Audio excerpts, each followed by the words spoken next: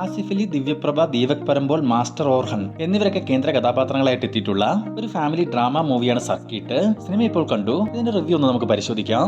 1001 നുണകൾ എന്ന സിനിമയിലൂടെ പ്രശസ്തനായ റാമറാണ് ഈ ചിത്രം കഥയെഴുതി സംവിധാനം ചെയ്തിരിക്കുന്നത്. നിർമ്മാണം വിനായക അജിത്ത്, സംഗീതം ഗോവിന്ദ് വസന്ത്, എഡിറ്റിംഗ് സംഗീത് പ്രതാപ്. സിനിമയിലേക്ക് വന്നാൽ ഈ സിനിമയുടെ കഥ നടക്കുന്നത് റാസൽ കൈമയിലാണ്. ആസിഫ് അലിയുടെ കഥാപാത്രം തനിക്കൊരു ജോലി എന്ന ലക്ഷ്യത്തോടു കൂടിയാണ് ആ നാട്ടിലേക്ക് എത്തുന്നത്. അവിടെ എത്തി ഒരുപാട് ഇന്റർവ്യൂസ് ഒക്കെ അറ്റൻഡ് ചെയ്തെങ്കിലും നല്ലൊരു ജോലി എന്നൊരു ലക്ഷ്യത്തിലേക്ക് ആസിഫിന്റെ കഥാപാത്രത്തിന് എത്താൻ സാധിക്കുന്നില്ല. ഇതേസമയം മറ്റൊരിടത്ത് ബാലു, സ്റ്റെഫി എന്ന ദമ്പതികൾ അവരുടെ വർക്ക് പ്രഷർ മൂലം തങ്ങളുടെ മകനെ കൃത്യമായി ശ്രദ്ധിക്കാൻ സാധിക്കാത്തൊരവസ്ഥയിലേക്ക് എത്തുന്നു. മകനാകട്ടെ ADHD എന്നൊരു രോഗബാധിതനും. ചില സമയങ്ങളിൽ അവർ നേരിടുന്ന വർക്ക് പ്രഷറിനേക്കാൾ വലിയ വെല്ലുവിളികളാണ് മകന്റെ പ്രവർത്തികളിലൂടെ അവർക്കുണ്ടാകുന്നത്. തുടർന്ന് ഈ സിനിമയിൽ എന്ത് സംഭവിക്കുന്നു എന്നത് ഈ സിനിമ കണ്ടതിന് നിങ്ങൾ അറിയുക.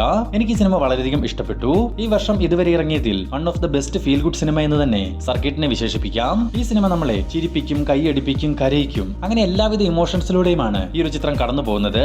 ഫസ്റ്റ് ഹാഫിനെ പറ്റി പറയുകയാണെങ്കിൽ ഇടയ്ക്കിടയ്ക്ക് കുറച്ച് ഫീൽ ഗുഡ് മൊമെന്റ്സും കോമഡിയും ഒക്കെ വെച്ച് ഇന്റർവെൽ പോർഷന് മുമ്പ് കുറച്ച് ഇമോഷൻസ് ഒക്കെ കൊണ്ടുവന്ന് ഒരു ഡീസന്റ് ഫസ്റ്റ് ഹാഫായി തീർന്നു. സെക്കൻഡ് ഹാഫിലും ഇടയ്ക്കൊക്കെ ഫീൽ ഗുഡ് മൊമെന്റ്സ് ഒക്കെ വെച്ച് ലാസ്റ്റ് ഒരു 20 മിനിറ്റ് ശരിക്കും ഇമോഷണലി നമ്മളെ സിനിമയ്ക്കുള്ളിലേക്കും ഇതിലെ കഥാപാത്രങ്ങളിലേക്കും കണക്ട് ചെയ്യിപ്പിക്കും. തിയേറ്ററിൽ നിന്നും കുറേയധികം ആളുകൾ ക്ലൈമാക്സ് കണ്ട് നൊമ്പരപ്പെടുന്നത് കാണാൻ സാധിച്ചു. ജെഫ്രോൺ എന്ന കുട്ടിയായി എത്തിയ ഓർഹനാണ് ഈ സിനിമയുടെ നെടുന്തൂണ്. കുറേയധികം ചിരിപ്പിക്കുകയും കുറച്ചൊക്കെ വിഷമിപ്പിക്കുകയും ഒക്കെ ആ കുട്ടി ചെയ്തു. ആസിഫ് അലിയെ പറ്റി നമ്മൾ എപ്പോഴും പറയാറുള്ളത് പോലെ തന്നെ ഞെട്ടിക്കുന്ന ഒരു പെർഫോമൻസ് ആണ് ഈ ചിത്രത്തിലും ആസിഫ് ചെയ്തിട്ടുള്ളത്. പല പ്രശസ്ത നടന്മാരുടെ അഭിനയ സാധ്യതകളുള്ള സിനിമകളെ പറ്റി പറയുന്ന ഒരു ക്ലീഷേ ഡയലോഗ് ഉണ്ട്. ഈ നടൻ സ്ക്രീനിൽ വിഷമിക്കുന്നത് കണ്ടാൽ പ്രേക്ഷകരായ നമുക്കും വിഷമം ഉണ്ടാവുമെന്ന്. അതുപോലെ തന്നെയാണ് ആസിഫ് അലിയും. ഇങ്ങനെ വിഷമവും സങ്കടവും ഒക്കെ പ്രസന്റ് ചെയ്യുന്ന രീതി കണ്ടാൽ നമ്മുടെയും കണ്ണൊക്കെ ഒന്ന് നിറയും. തലവൻ, അഡിയോസ് അമിഗോസ്, ലെവൽ ക്രോസ്, കിഷ്കിന്താഘാട്ടം, രേഖാചിത്രം എന്നീ സിനിമകൾക്ക് ശേഷം ഇപ്പോൾ വന്നിട്ടുള്ള ഈ സർക്കിട്ടും ഇതേ ലിസ്റ്റിൽ പെടുത്താവുന്ന നല്ലൊരു സിനിമ തന്നെ. സർക്കിട്ട് സത്യത്തിൽ ഒരു മെസ്സേജ് കൂടിയാണ് നമുക്ക് നൽകുന്നത്.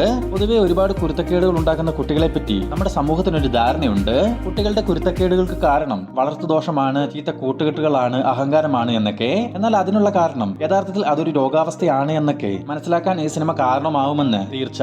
കുറച്ചു നാൾ മുമ്പ് നമ്മുടെ ഫഹദ് ഫാസിൽ വരെ ADHDയെ പറ്റി പറഞ്ഞത് സോഷ്യൽ മീഡിയയിൽ വൈറലായിരുന്നു. ഇനി സിനിമയിലേക്ക് വന്നാൽ ദീപക് പരമ്പോലും ദിവ്യപ്രഭയുമാണ് ബാലു, സ്റ്റെഫി എന്ന ജെഫ്രോണിന്റെ മാതാപിതാക്കളായി എത്തുന്നത്. അവരും സിനിമയ്ക്ക് എന്താണോ വേണ്ടത് ആ പെർഫോമൻസ് കൃത്യമായി ചെയ്തിട്ടുണ്ട്.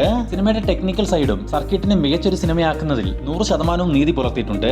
ആകെ മൊത്തത്തിൽ ഒരു മസ്റ്റ് വാച്ച് മൂവി തന്നെയാണ് സർക്കിട്ട്. ഈ സിനിമയ്ക്ക് നമ്മൾ നൽകുന്ന റേറ്റിംഗ് 3.5 ഔട്ട് ഓഫ് 5. ഇതുപോലുള്ള സിനിമാ വാർത്തകളും വിശേഷങ്ങളും തുടർന്നും അറിയുവാൻ റിവ്യൂ പോയിന്റ് എന്ന നമ്മുടെ ചാനൽ ഇപ്പോൾ തന്നെ സബ്സ്ക്രൈബ് ചെയ്ത് നോക്കുക.